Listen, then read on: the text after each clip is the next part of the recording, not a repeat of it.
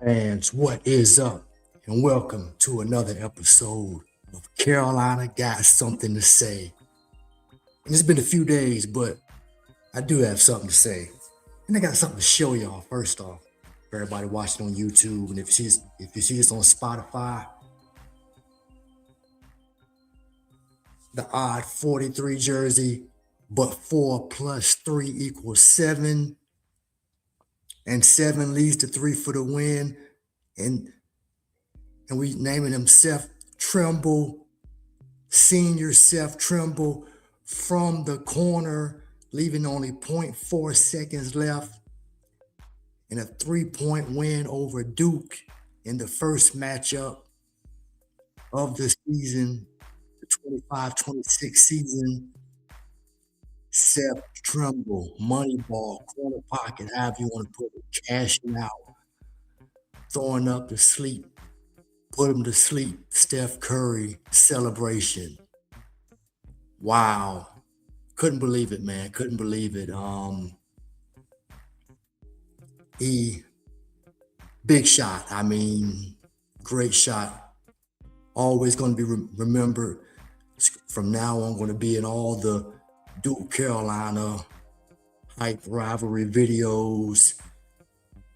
And we haven't had one of those in a while against Duke. Obviously, I'm lying. It wasn't that long ago. How could I forget? Final Four, Caleb Love. Time is still left on the clock, but 3 from the top of the key over Mark Williams to seal it. And end Coach K's career, seeing Carolina on to the final game against Kansas of that season. And forever, for a while, I don't know about forever, probably my lifetime, give that 1-0 tournament edge to North Carolina over Duke in the NCAA tournament. But back to recent times, the present, because basically just doing some researching off, just from remembering, I mean, and there's one I actually forgot about. Duke had a couple of more game wins in the Dean Dome. Most notably, 14 years ago, Austin Rivers got the switch on to Zeller. I don't know what Reggie Bullock was thinking. Don't switch in that instance. I mean, Zeller played as good as it is possible, but Austin Rivers made a great shot. No time left. Before that, you had Duhon making that layup in overtime. Some time left to beat that team. I think that was the 04 season. Forgive me for not having the correct date. And then the one I forgot about, Wendell Moore, the 2020 season, just before that season ended, Trey Jones kind of airballed a shot. Wendell Moore caught it, laid it up, no time left, ball game. But back in the regular season in the Dean Dome, Seth Trimble from the corner, Derek Dixon set him up perfectly. The play was designed. Caleb Wilson come for the screen and roll. Cam Boozer switch. Dixon got around. Boozer just enough. And when he threw it to the corner, I'm like, oh God, the ball's going out of bounds. I mean, even though the game was tied, and all of a sudden you just see Trimble catch it wide open. Duke's rotation, they had to rotate, and he was helped off, that was Sarr who helped off because of the penetration, because you really can't give up anything in a tie game. I mean, now what would be the situation if we were up? If Duke was up 3, you try to give up a layup, but you can't give up anything in a tie ball game. And Trimble was there and knocked it down. I mean, he's improved so much as a shooter. When he first came to Carolina, he's always been known as very athletic, pretty much a dunker, just like his brother. Was it J.P. Tokoto, if you all didn't know, had a short stint at Carolina. But Yeah, Trimble, I mean, knocked it down from the corner, and just stamped his name on the Duke Carolina rivalry forever. That shot will always be shown. It always put a smile on Carolina fans' faces and do just the opposite for Duke fans. But it just is what it is. I mean, they've had moments there, but we got one back in our favor, and they just have to accept it. I mean, it's should have held on to the lead.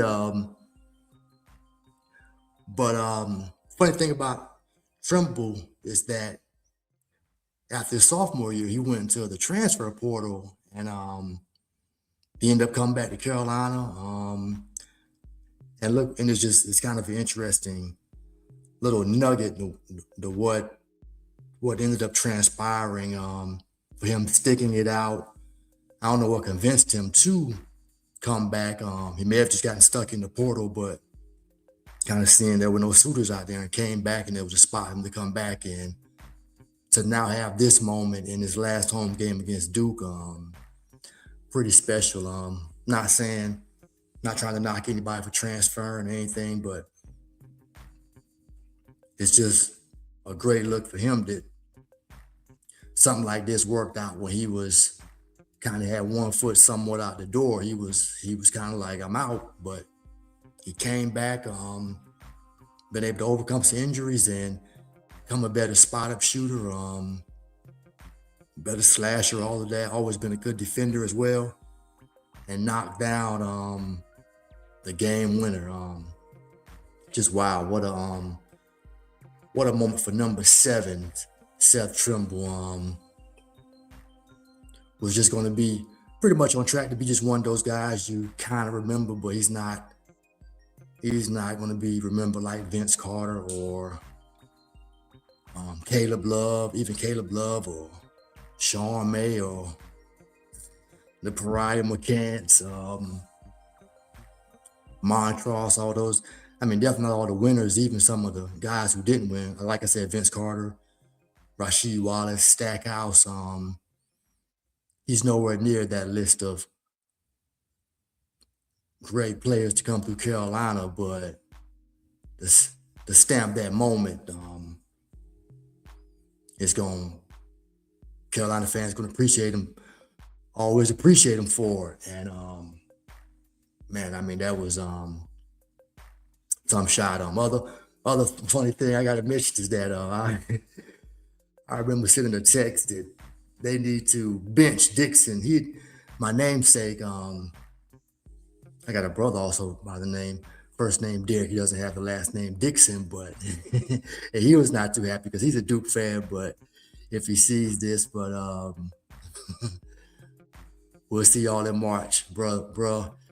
But yeah, Dixon made some big plays. I mean, made a big three, part of that comeback. And I was like, maybe you should take him out of the game. You're just taking bad shots, dude. What are you doing? Didn't really have a good shooting night, but made a deep three. And then Vesser made one. And he just played big in the second half. I mean, it was all Caleb Wilson in the first half. I mean, he was showing an array of moves, the footwork, fadeaway jumpers, up and under, reverse lay-ins. I mean, taking the challenge to Cam Boozer. And Boozer had a strong game. But Vesser stepped up in the second half, Dixon, and then Trimble as well, because Wilson, he carried him for the first half, but Duke was rolling. But Carolina's been a better team in the second half this season, and that's one of the big reasons why they're undefeated at home. So something's going to have to give with Duke being undefeated in the ACC and Carolina being undefeated at home. But Duke's first ACC loss, Carolina continues perfect at home. But I mean, man, what a moment. A lot of complaining about the foul discrepancy. I mean, Duke got a lot of layups. I mean, Sar, who's not known as an offensive threat, really. He made the shot spotting up. They got shots in the paint. Foster, um, Boozer was down there whenever we switched. He took advantage of it. He even made some tough shots over Vesser and other guys. So, I mean, yeah, he's a physical player. He only shot 2 free throws, but took 4 threes. But we sent the double at him a lot. So, and watching back the highlights, I mean, I know they're not gonna show the foul, what people may have thought was a foul, but for the most part, it seemed like Carolina played pretty honest defense. Now Visar not having any fouls, I give you that. I mean, he probably fouled somebody. I thought he fouled on that layup that would have given Duke the lead late, that Boozer missed. But I think Jay Billis mentioned may have been some contact, but no call. Sometimes it goes that way, and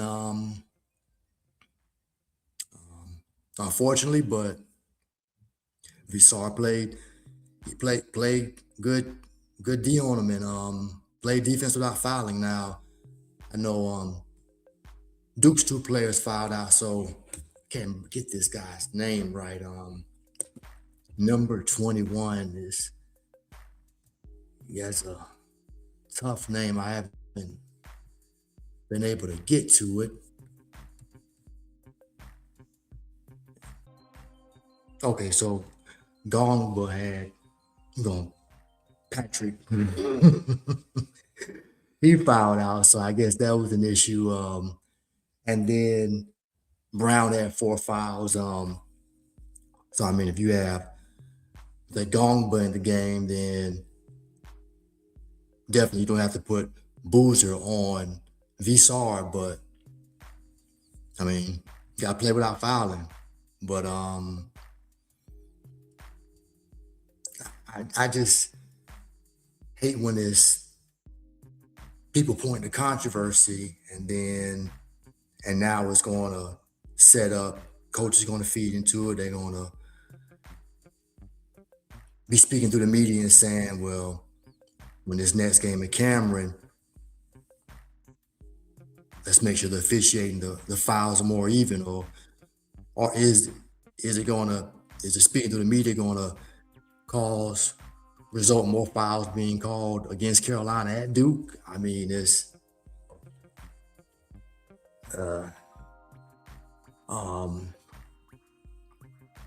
just have to see what happens, but that's not till next month. You Duke fans are gonna have to sit with the fact that Trimble burned you in the final seconds. Few things didn't go your way, and you lost a dramatic one to the boys in blue, those Tar Heels. So just have to sit with it, just like we Carolina fans had to sit with the Austin Rivers shot in. Worse of worse, Chris Jenkins, 2016 NCAA championship. I mean, the whole offseason. Good thing that team redeemed itself, but that one hurt.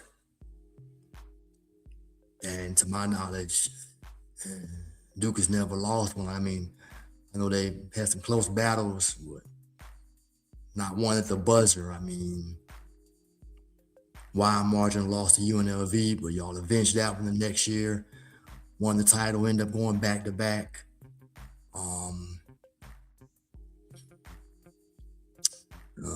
Missed some shots, but Leitner made a big shot against Kentucky during his tenure there, during that back-to-back run, but never had to eat one like that at the buzzer. And this time Carolina got one against y'all at the buzzer at home, and I'll take it. We'll take it.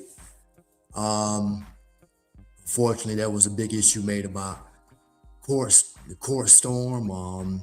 They stormed once. They really shouldn't storm twice. I mean, since 4-4 was left. And that's when people, like Coach John Shire said, people got hurt or hit in the face or bloodied. I haven't seen the video evidence or anyone come forth saying they were a victim, but hate to see that happen. I mean, I don't think people should look down on 18 to 22-year-olds who mostly did that. I mean, college students, they make mistakes. Maybe had too much to drink, but it's I don't think when people aren't intending to hurt people when they storm the court, and it is a dangerous thing, to be honest. I'm not pushing that aside by any means, or condoning that, because it is a wild moment. Someone could really get hurt. But when it does happen, you just hope people are careful and they don't rush over someone when they get to the court. And I did a court storm. I went after most of the people went. 2005 when Marvin Williams hit that shot against Duke to win that season-ending game. 2005 national championship team. I did go down. Was in the moment, 25 years old, just really 25. Out of that college age range, but not much older, but did knock over anyone, tried to, and got down there and got to experience something great, something I'll always remember. Don't have any video proof of it, unfortunately. Cell phones back in 2005, stuff wasn't recorded like then. You can find it on YouTube, and just turn up the volume and see how loud it was when he made that shot. I didn't even know it was an and one at the time. But I mean, that was a crazy comeback. But as people say, college kids, I mean, there's some older people out there too probably going down, but dramatic ending, thrilling ending, sometimes it's going to happen. It's not, I don't think, a desperate thing, or why are they doing it against, they're bigger than that. I mean, seeing that stuff in comments, I looked at it, it's just kind of like, they're 18 to 22. I mean, they're mostly young college students, and they just experienced something that's rare, and they're in the moment. Unfortunately, it's that some people got hurt, and you just hate to hear that happen. But school got fined, so they don't have to pay up, and you just have to move on. And as far as, moving on, like I said, it's Monday, February 9th, so tomorrow night Carolina plays Miami. Pretty sure in down in Florida, so we're gonna have to refocus and try to get a nice road win there, because as far as I know, Miami is one of the legit teams in the ACC. I thought NC State, they could be, but I thought they were kind of one of those teams, but they got boat raced, slaughtered. I mean, mauled in Louisville tonight. Turned there, didn't expect to see that, and that was just like, wow. I mean, there's some good teams out there in the conference, even though I think the Big 12 seems like they have the most ranked teams. They have the number one team still in Arizona, still currently undefeated at the moment. Kansas is good. Nebraska is surprisingly good. BYU was good. AJ DeBonsa. Kansas has his name, Darren Peterson. Unfortunately, he's not playing tonight because I saw he got sick. It's like, that's a bummer, because a good talented matchup on at the moment, but Kansas is at home, so still have a chance. But you want to see them with their best player playing this highly talented matchup.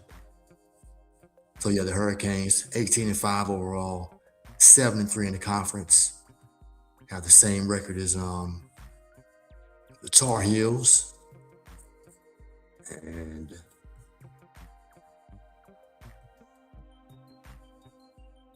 they're at home hosting us tomorrow on ESPN at 7 p.m. So we'll see how that goes. See how the guys respond after an emotional win in the best rivalry in college basketball. And let me just see real quick where this Kansas. Okay, so Arizona, Kansas tied up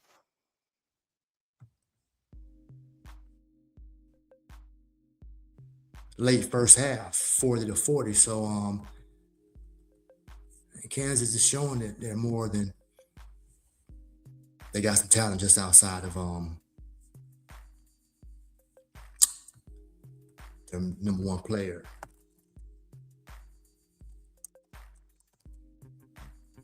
And Peterson.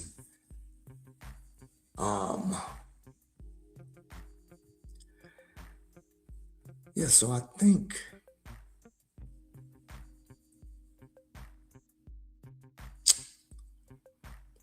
yes, I wonder. It's mainly a college basketball focused episode. First one of the season. Crazy. Just how things work out sometime. But as far as other basketball, NBA had some trades. First off, you had a big fight tonight between Detroit and I saw it as well. So you guys will know I'm kind of still up on what's kind of going on right at the moment here on this Monday night. You had a fight between the Hornets and the Pistons.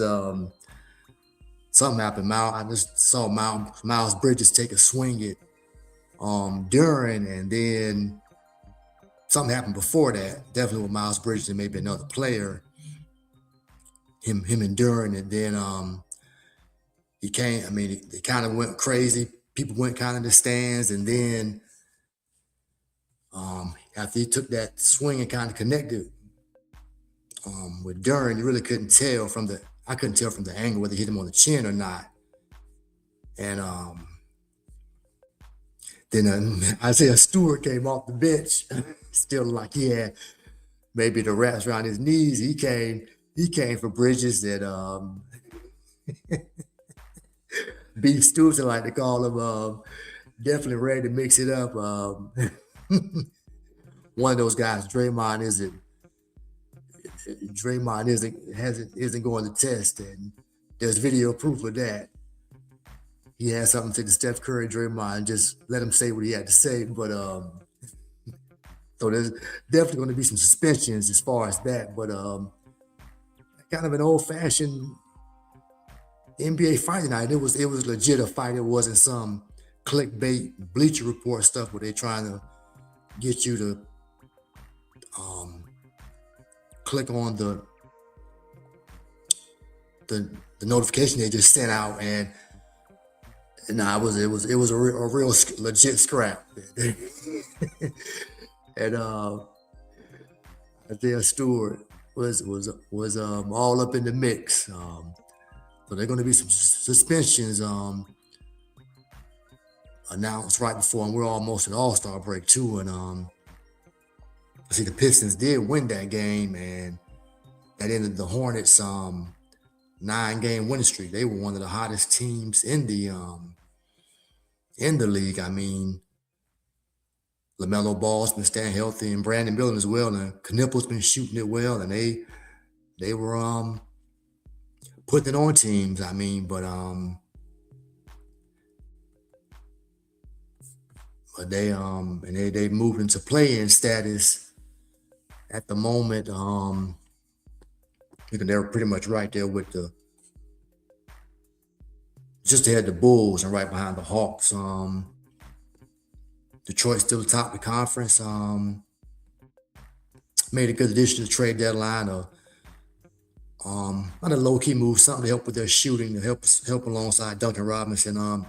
They pulled in Kevin Herter to help keep defenses honest and boost their shooting. But Cade Cunningham is leading the way. We'll be in LA for All-Star Weekend. I'm pretty sure he's the starter. Definitely got my vote. And nobody else is really rolling like that. You got some teams that are going the wrong way, and it just makes sense. Not even worth mentioning. But yeah, the trade deadline last week. Pretty sure you guys are all up to who got traded and everything. A few moves are just big names, but it's not going to impact anything this year. Like Anthony Davis getting moved to Washington to join Trey Young, and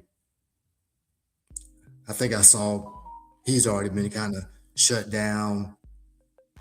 We're not going to be surprised if Trey Young is shut down, so you're not going to see them until next year if they keep them together. So, but some other moves just where teams were like Memphis, they're just hitting the reset button. They trade Jaren Jackson to Utah. It's just John Morant left there. He didn't get moved. They had already traded Bane in the offseason to Orlando. With Dallas trading AD, I mean, it's just Kyrie left there. Klay Thompson's old. Kyrie probably won't play this year, so you'll see more Cooper Flag highlights, but they're likely going to continue going in the wrong direction, just kind of developing guys. Giannis also stayed in Milwaukee. That was the big move everybody was waiting for, but didn't happen for whatever reason. Terms just couldn't be agreed on. Simple as that. You can listen somewhere else if you want more of the specifics about whether it was picks involved or a certain level player, but it didn't get done. So Giannis staying there, trying to recover from another calf strain. And I think, they said Minnesota was trying to get him, Miami, New York, and Golden State, but didn't happen. So, and I think the one team I think that can be happy that he wasn't moved, I would say, is the Knicks. I think they wait and see how this season goes. Currently second in the East. If they can make a push past last season, take a step forward, get to the finals with this squad of Towns, Bridges, Anunoby, Brunson, Josh Hart. If they can make a push, but if they don't, you got to go for Giannis. I mean, the history of the NBA has shown you that having a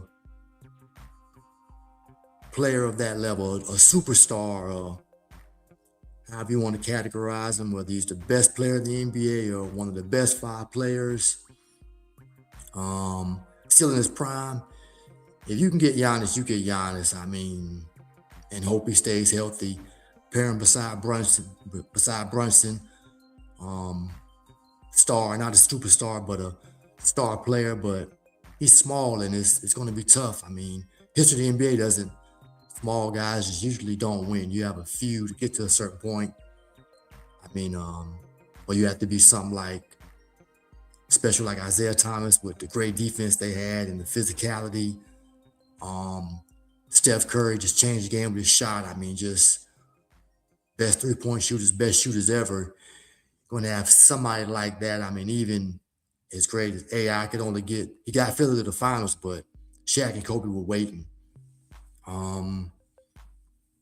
Just something. It's just tough for small guys to win like that. But you pair a guy like Brunson with Giannis, who's been there, just a unique talent, a force, and he stays healthy. You give a better chance to win instead of trying to take these role guys and have this, I guess, versatility, somewhat depth across each position. But in the NBA, you win with stars, and I don't think Karl Towns is not that. I mean, good player, but unless he proves me wrong he can be a second best player. I just don't see him winning like that. He just doesn't have the. I don't think he adjusts well when things aren't going great for him. He might just keep shooting threes. He really doesn't take advantage of his uh, struggles to take advantage of his size on switches, even when he gets to it on a certain part of the floor. So if you can get Giannis, get Giannis. Give yourself a legit chance to win, because history is on your side when you have a player like that still in his prime, and he's one of the best players in the league. So I just think it worked out good for them. They can see how this season goes. How sorry Milwaukee ends up being, what kind of pick they may have to get one of these highly talented freshmen coming out. If they can get a high enough pick, you try to go get Giannis. Stop playing games. Stop playing. Stop trying to play with a star and a bunch of good role players. It's very unlikely. It's an outlier. I mean, winning in the NBA. I mean, the last one you can really go back to is the Detroit Pistons in 2004. But they had a unique talent in Sheed. I mean, who, if he just, I guess, honestly cared more about the game, he would have been a superstar. He was right there with Dirk and Weber and KG and Duncan, right there. I mean, shoot the three, post up, finish strong. But he just didn't have that attitude of, I want to take over and be the leader and be the star. But yeah, I mean, getting somebody like that. I mean, you just look at the history of who's won. I mean, Jokic superstar, Giannis, Kawhi. I mean, and Toronto kind of even lucked up to an extent with all the injuries to Golden State. But yeah, LeBron and you got Golden State, LeBron in Miami, LeBron in Cleveland, Kobe, Gasol. I mean, it's just, you just go down the list and the Celtics with KG, Paul Pierce, Ray Allen. I mean, superstars win, man. I mean, it's really not anywhere around it. I don't care what some of these guys are saying or giving you these great analytical stats. I mean, when it comes down to, like Charles Barkley said, you just need very good players. You need superstars. He said it's to some extent like that, but yeah, it's like only about 4 or 5 teams got a chance to win, because you got to have a great player, and the history of the NBA has shown you that. So New York, if you don't luck up and get on the run like Indiana did or Miami did in recent history, go get Giannis. But just my opinion. And other okay, so yeah, you got Harden being moved once again. I mean, I know you guys are sure I feel,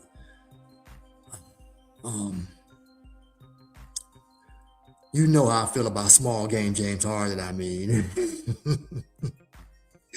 I mean, he's an older player now. Left the Clippers. They came back from the dead. He didn't even get the money he wanted, they say. So he wanted the trade, and they were like, okay, we'll get you out here because we're not going to have you acting out or going through a bunch of shenanigans like you did to get your way out of other, when you just kind of quit on other teams. Okay, we'll find you a destination. And that's Cleveland. Beside Donovan Mitchell, sending Darius Garland back the other way. Been having some injury issues with Garland, but much younger, very good player. The Clippers have needed a young point guard.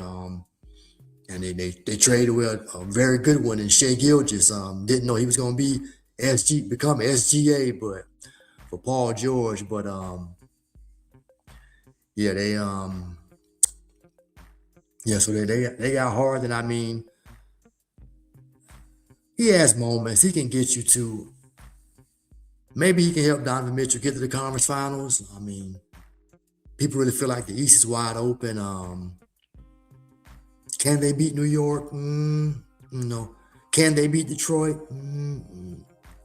Maybe.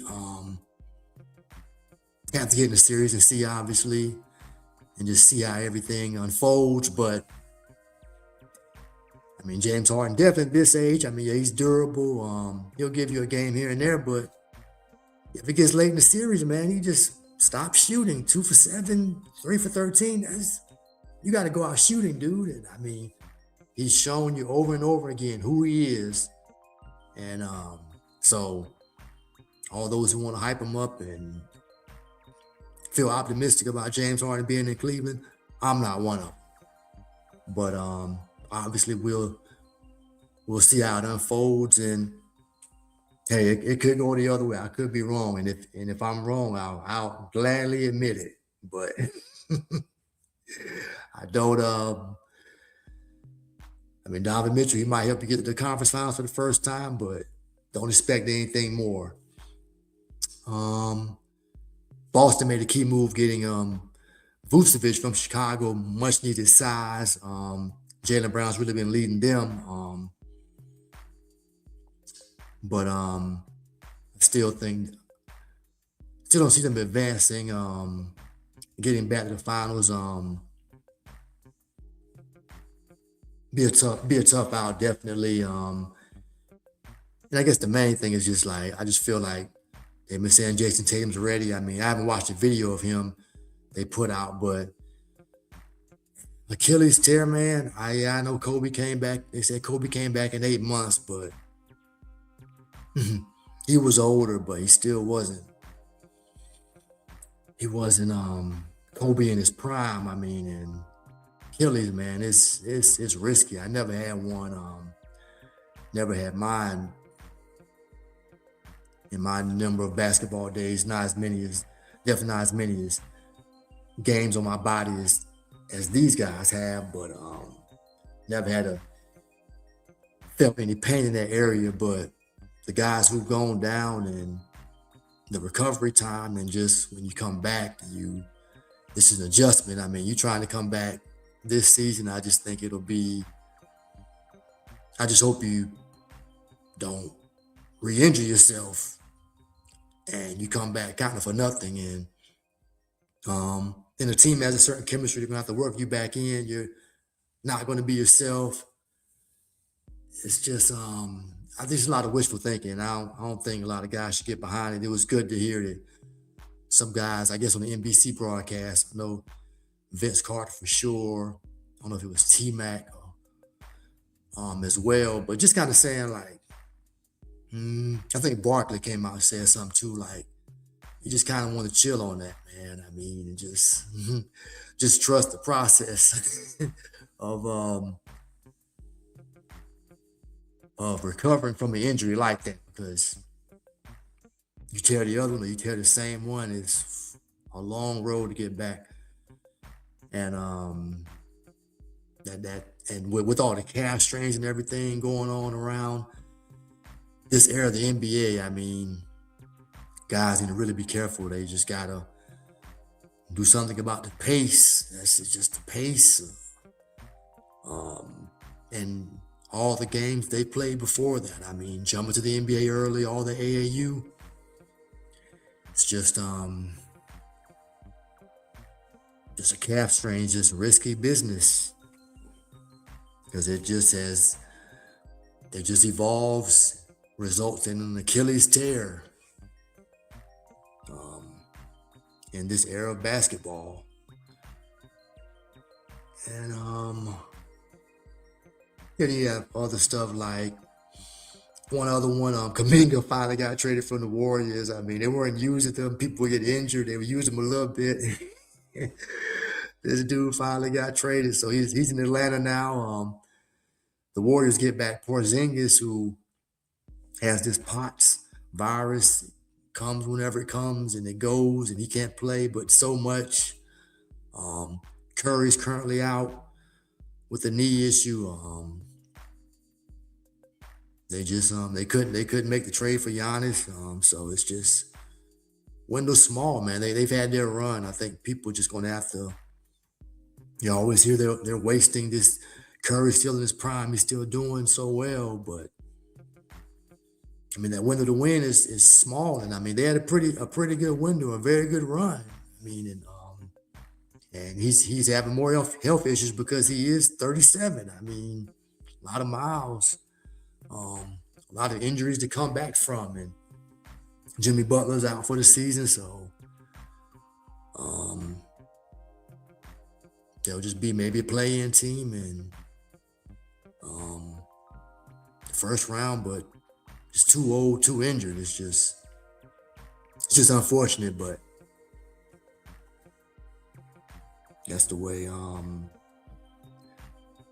Father Time is undefeated, and the run isn't going to go on forever. I mean, and the guys they picked up, they drafted, just didn't work out as well as they thought. But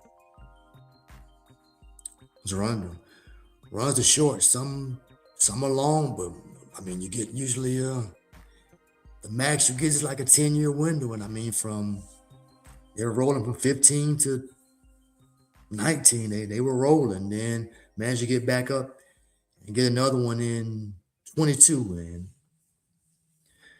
it's kind of it, man. Just gonna have to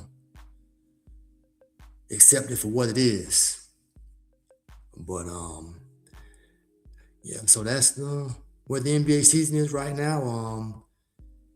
Heading into All-Star break. Um, Dunk contest participants are not the names you want to see, but guys don't care.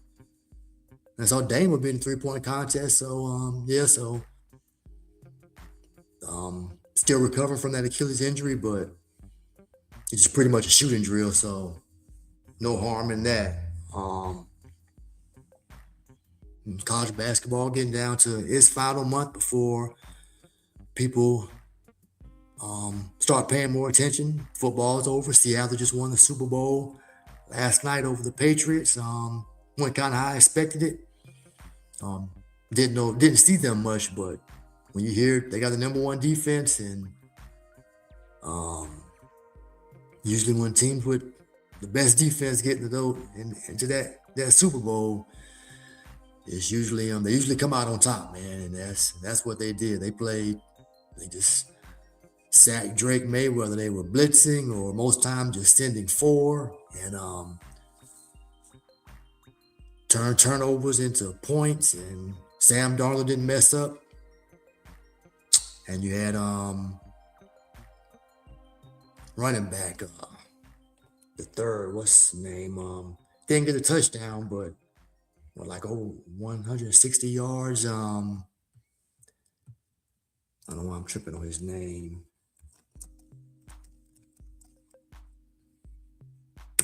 What is his name?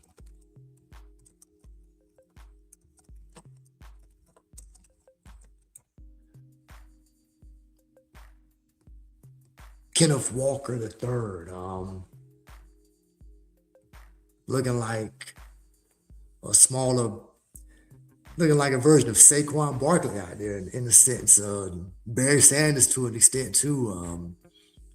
But I mean, didn't fumble. Ran it well. Your Super Bowl MVP. So football season's over. So people are going to hone in on basketball. I've already been paying attention, and We'll see how the rest of it shakes up. And we'll see how things go when Carolina travels to Duke. Hey, they're going to be hungry for revenge. Thirsty. I mean, just they're going to be they're going to want revenge. Unlike none other. March 7th, 6:30. As I bring it back full circle, they're going to be chomping at the bit, wanting foul calls for Boozer, and just wanting to light up Carolina. But we'll see how focused we come in. Is a lot of new guys going into the environment for the first time, but I'm pretty sure Caleb Wilson's going to be up for the challenge because that young guy, he's going to be something special, and hopefully something special, and hopefully one of the next big time players come out of Carolina to go into the NBA and get us from under that drought we've been under. I mean, it's like Kobe White, pretty much kind of our best player right now. Still kind of living off those Vince Carter dunks. But hey, we got a championship in 2017. I mean, hey, and almost got one in 22. So, and we beat Duke to get there. An unbelievable run. So, retired Coach K. 1-0 against Duke in NCAA tournament matchups. But that's all I got. Thank y'all for watching. Comment if you feel like it. All Basketball Podcasts can be found on YouTube or wherever you stream podcasts. Thanks so much again for listening. I'm your host, Maurice Dixon. Until next time, peace and be blessed. In Jesus' name.